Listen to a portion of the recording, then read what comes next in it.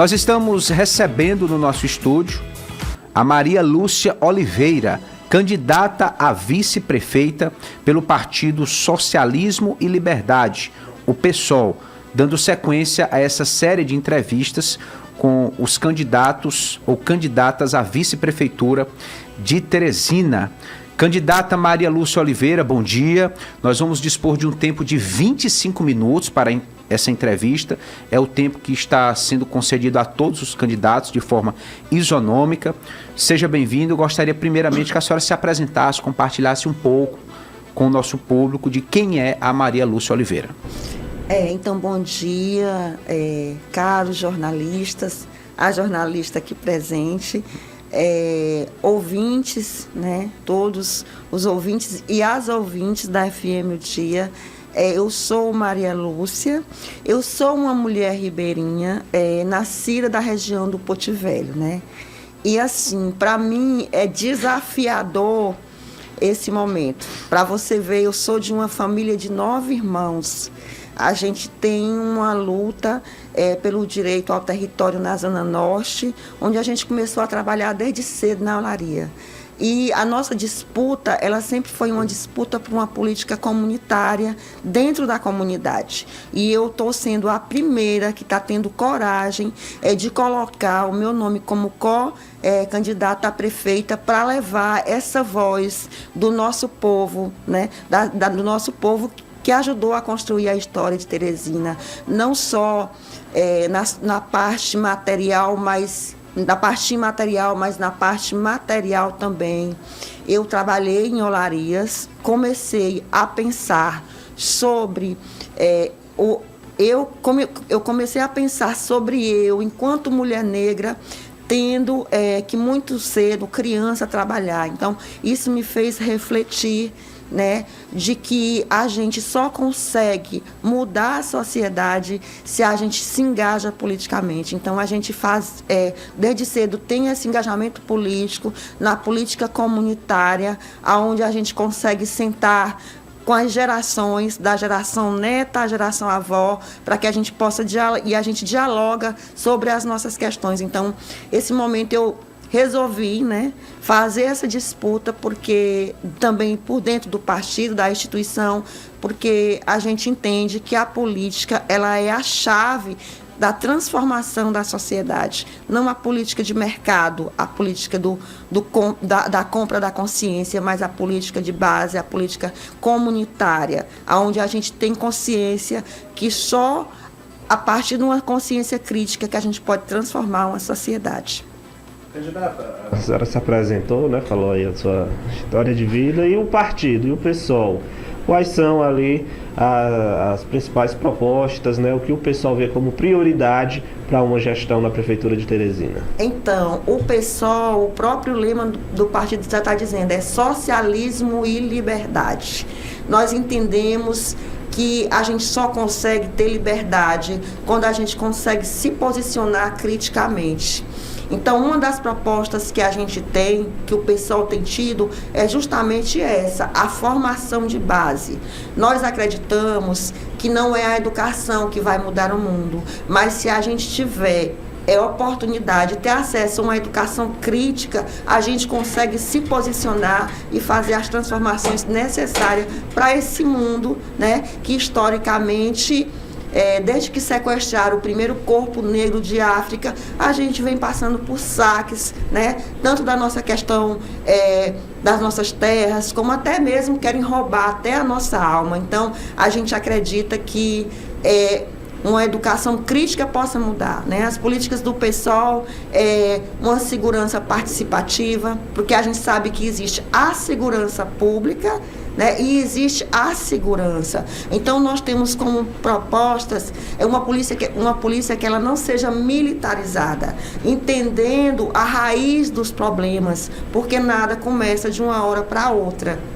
A gente sabe que o processo histórico de criação da Polícia Militar, ela nasceu, né, através dos capitães do mato para prender gente preta, né? E aí a gente vive hoje um Estado que ele trabalha a causa e não a consequência. Então, nós temos como principal projeto a não militarização da polícia, que a gente possa entender esse processo de que a falta de uma política pública, né, a ausência do Estado com a política pública, com o braço armado, tem levado um caos na nossa cidade. A gente precisa entender quando foi que isso começou, porque quem está pagando o preço por isso é a nossa juventude negra, que historicamente a gente tem que atacar essa causa, a gente tem que enfrentar essa causa. A nossa juventude negra está exposta nas comunidades e ela tem sido o maior alvo, tanto da questão da violência sangrenta, como a questão da violência do Estado. Nós entendemos que o encarceramento, ele é o fio terra da senzala. A gente precisa enfrentar isso com coragem. A questão das mulheres, a gente precisa... recentemente houve uma grande mobilização com relação à questão da lei, né, que obrigava as mulheres ao aborto. O que é que nós pensamos sobre isso? Eu pergunto para vocês, uma pessoa em sã consciência, ela vai ser a favor do aborto? Claro que não. O aborto, ele é uma dor na alma das mulheres. Nós convivemos com mulheres que abortam, é uma dor profunda, fica sequelas. Então a gente quer discutir por que as mulheres abortam. A situação de abandono que as mulheres se encontram dentro das comunidades. A gente vê a questão de não ter o básico, né? E não tem o Estado, ele não tem um mecanismo de identificação dessas violências. E a gente sabe que as mulheres pobres é que se expõem ao aborto clandestino.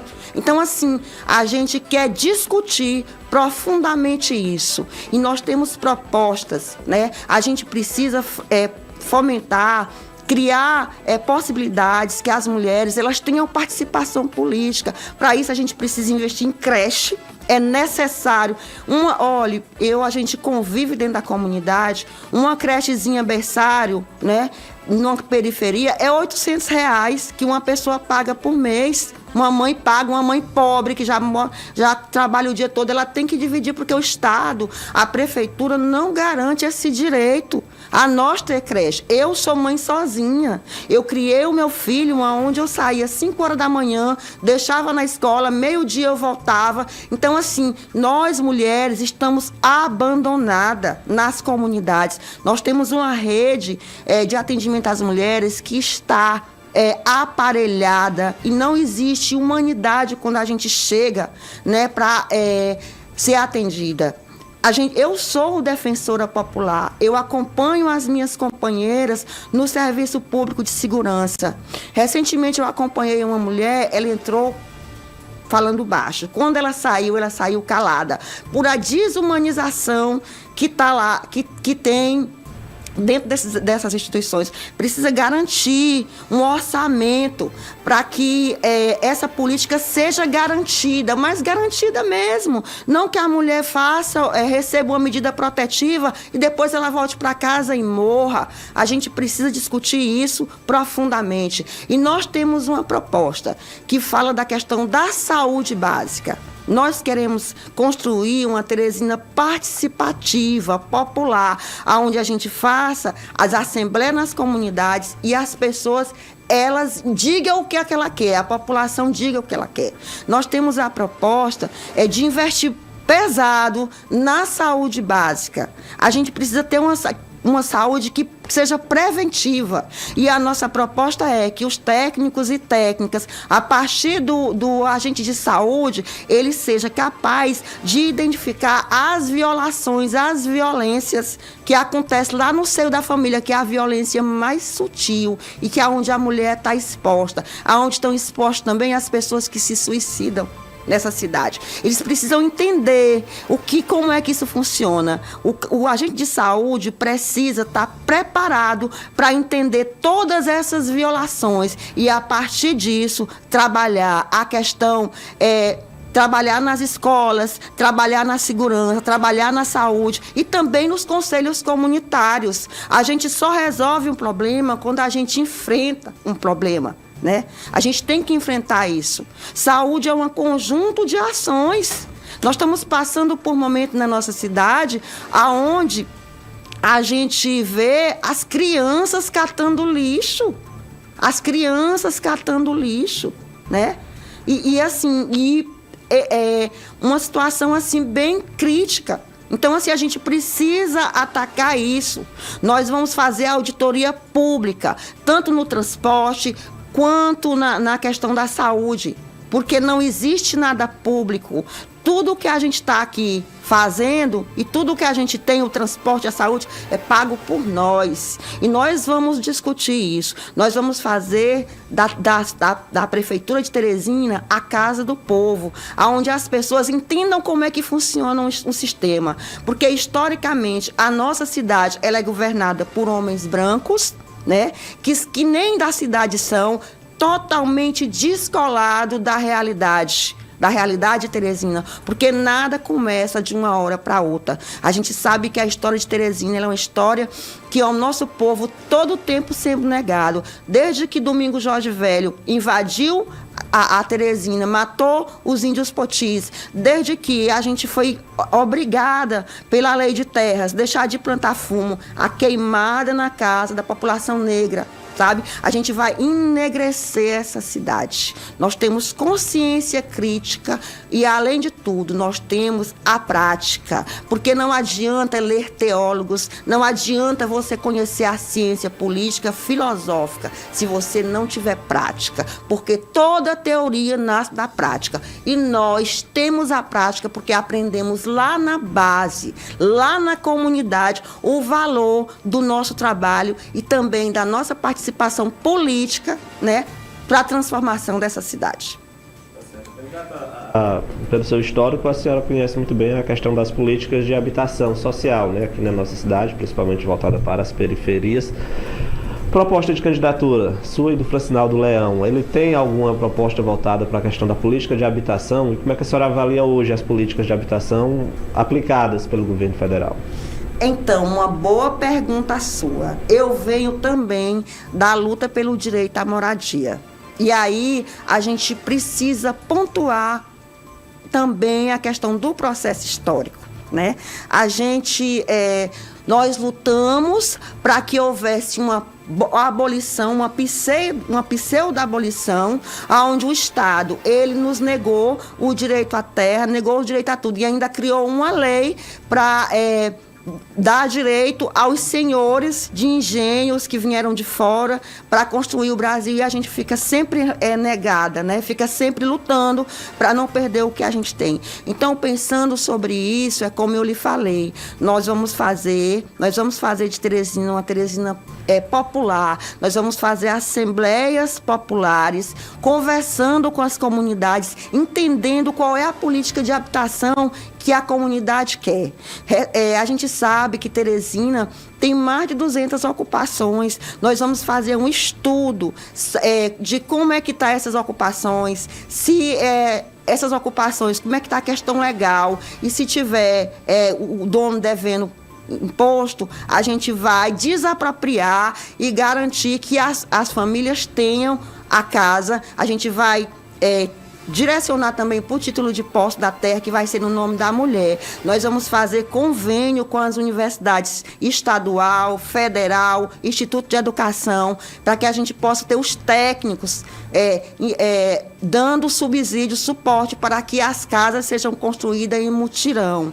Nós vamos trabalhar a questão dos mutirões dentro das comunidades. E aí também isso vai gerar emprego, porque o Estado vai subsidiar, a Prefeitura vai subsidiar a questão de que o trabalhador, criando frente de trabalho, mutirão de trabalho, para que o trabalhador, dando a questão também do material para construir, a universidade ensinando, fazendo a troca das ideias, e vai ser essa a nossa política de habitação. Tá certo. E a respeito da infraestrutura de Teresina, vocês têm alguns projetos voltados para melhorar a infraestrutura dos espaços públicos da nossa cidade? A primeira coisa que a gente pensa com relação ao espaço público os espaços públicos, a gente ocupar, né? É ocupar as praças. Nossas praças estão abandonadas. sabe? A gente vê os lugares, não tem estrutura.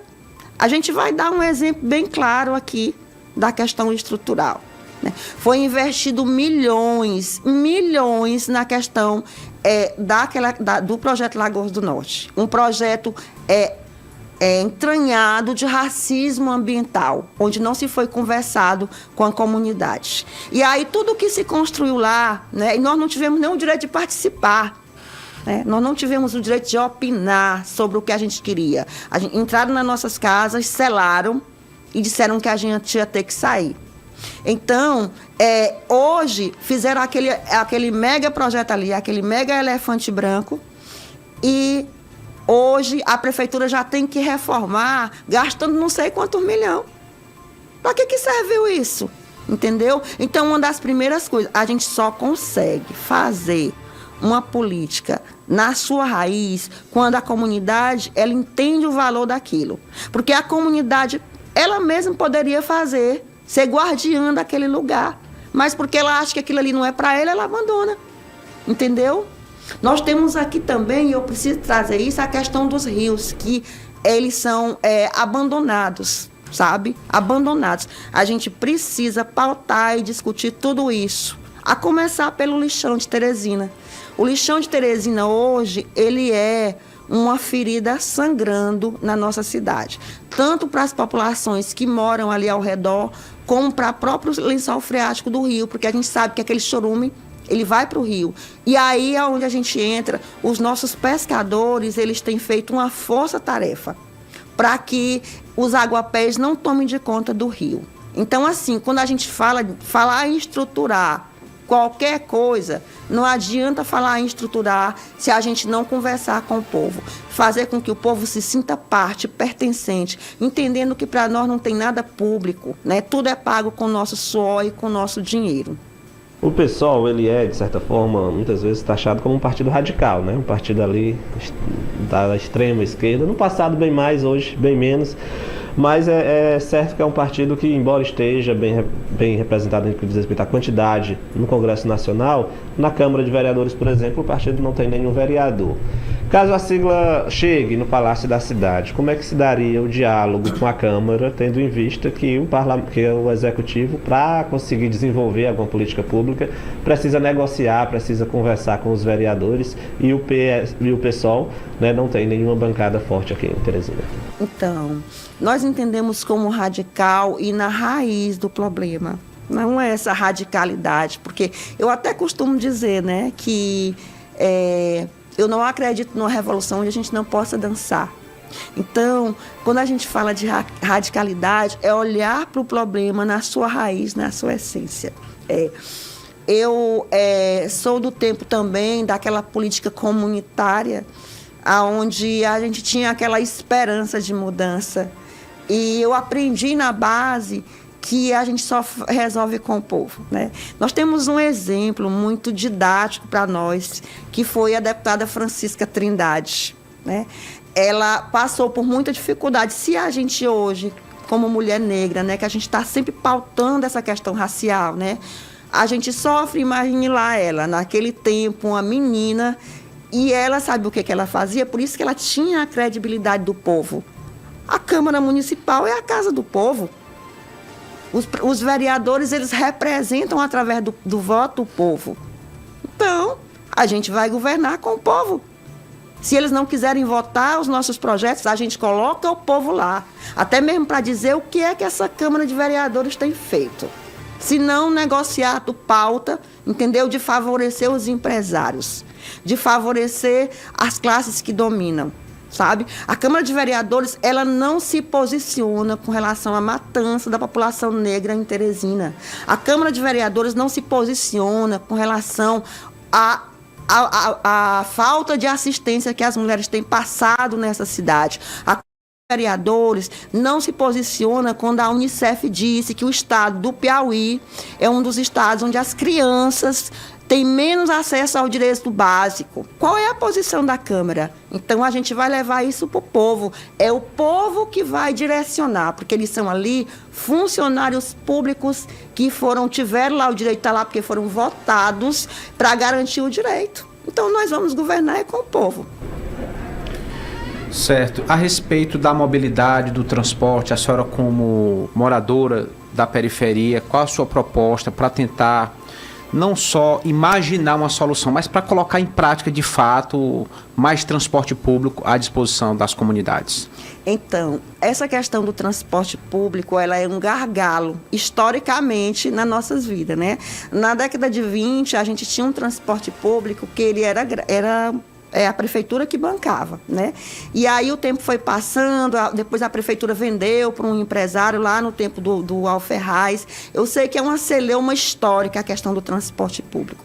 E a gente precisa investir pesado, né, nessa discussão do transporte público, porque o transporte público, ele é que nos garante o direito a ir para a educação, a estudar, a ir no médico, é o que no transporte também que nos garante o direito ao lazer. Então, se a gente não tem transporte público, a gente não tem direito a nem sair de dentro de casa, não é isso?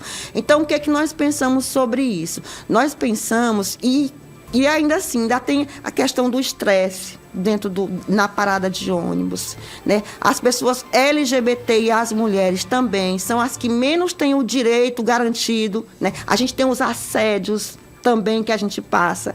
A gente tem a questão da própria insalubridade, de deixar uma mulher aqui, ela ter que caminhar não sei quantas horas. Isso também diz respeito à questão da violência contra a mulher. Então, assim, quando a gente fala de transporte público, a gente tem que entender vários modais. Não é só o ônibus, mas na ausência do ônibus, né, que a gente sabe que diminuiu o número dos ônibus. Como é que os trabalhadores estão fazendo? Os trabalhadores mesmo estão encontrando uma solução. Eu sou ciclista. Na década de 90, eu trabalhava na Zona Leste e eu ia de bicicleta, entendeu? Trabalhar. E quando eu ia aquele monte assim, de trabalhadores que trabalhavam na construção civil, no serviço doméstico, para trabalhar na Zona Leste, né? E aí o que aconteceu? O prefeito atual, ele diminuiu as ciclovias. Eu sou ciclista e vocês não imaginem como é difícil para um ciclista disputar com os carros, né? Então, assim, nós pensamos que a gente vai estudar também a situação do Ligeirinho, porque eles cumpriram um papel fundamental durante esse processo de falta de ônibus. A gente vai investir em ciclovias, educação no trânsito, porque eu digo para vocês, eu sofro, eu estou falando aqui do que eu passo, né? Recentemente eu ia saindo da médica e fiquei assim numa situação no sinal. Um caminhoneiro olhou para mim e disse: saia do meio, sua nega urubua. Entendeu? Eu tentei pegar a placa e não consegui. Então, assim, o transporte público, ele fala também sobre a questão da educação. E aí a gente vai investir pesado na questão da bicicleta. A bicicleta é fundamental, é saudável, não polui, né? A gente vai para outras cidades, no centro de Teresina, a prefeitura tem a bicicleta. Por exemplo, eu chego no centro, né? Aí lá tem um bicicletário, eu posso pegar a bicicleta para rodar o centro para resolver minhas coisas. Entendeu? A gente vai instalar bicicletário em todas as zonas da cidade.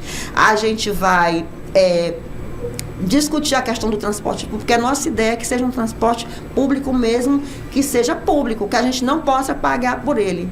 A gente vai discutir isso com a comunidade, vamos ver como é que fica a questão dos recursos, da onde vem, vamos fazer auditoria pública, sabe? A gente vai investir em educação de trânsito, para que as pessoas possam viver bem, sabe? A gente fala daquilo que a gente vive, e do que a gente vive a gente sabe fazer. Temos aí menos de 2 minutos para o encerramento do nosso tempo. Eu gostaria de deixar o espaço facultado para as suas considerações finais. Então, primeiro eu quero agradecer a oitiva de vocês, muito obrigada pelo espaço.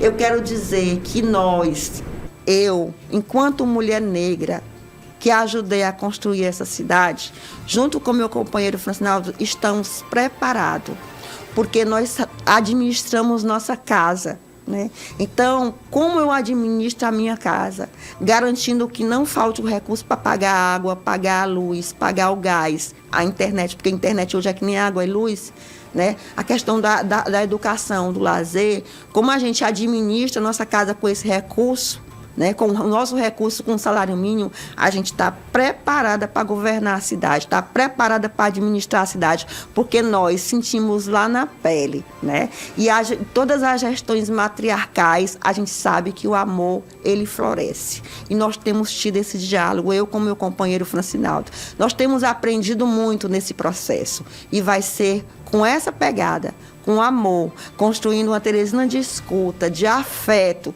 de cuidado, que nós estamos dispostos a fazer isso, sabe? Cuidando da nossa juventude, que está num estado de desalento muito grande. Nós temos um carinho pelas mulheres, pela juventude, pelas pessoas idosas e pelas crianças. Essa, pelas pessoas LGBT. Eu nem falei, mas o nosso sonho é que tenha uma casa, abrigo, onde a juventude LGBT possa ficar, porque a gente socorre nas nossas casas, porque onde a família não quer, elas vão para nossas casas. E a gente faz o que dá para fazer para socorrer a nossa juventude LGBT, entendeu? Então, as nossas propostas são essas, mas acima de tudo a altiva, o amor, o cuidado e o respeito com os trabalhadores e trabalhadoras que ajudaram a construir Teresina. Maria Lúcia Oliveira, candidata a vice-prefeita de Teresina pelo PSOL, muito obrigado pela presença. Um ótimo dia e até a próxima oportunidade.